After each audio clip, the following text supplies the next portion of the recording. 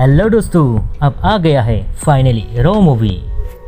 तो आप लोग बहुत दिनों से रो मूवी को देखने के लिए इंतज़ार में थे ना दोस्तों। आप सबका इंतज़ार पूरा होने वाला है।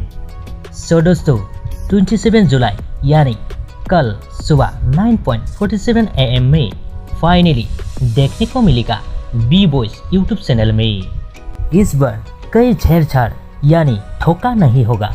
सो दोस्तों बी बॉयज ने ये भी कहा है कि ये खुद अपलोड भी कर चुका है, लेकिन सिर्फ पब्लिश करना बाकी है। ये बात तो मैं नहीं कह रहा है दोस्तों, बी बॉयज ने खुद इंस्टाग्राम स्टोरी में बता दिया है। सो दोस्तों बी बॉयज ने क्या कहा, थोड़ा सा वीडियो आप लोग थोड़ा सा देखते जाइए दोस्तों।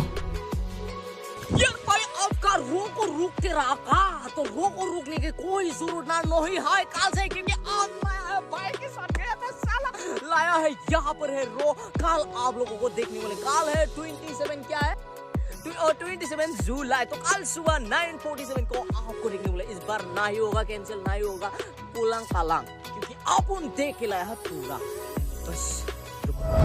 तो दोस्तों आप लोग तो जान गए होंगे बी बॉयज ने क्या कहा है, तो आप लोग देखने के लिए सिर्फ तैयार में रहना दोस्तों। कल सुबह आने वाला है बी बॉयज का धमाल रो।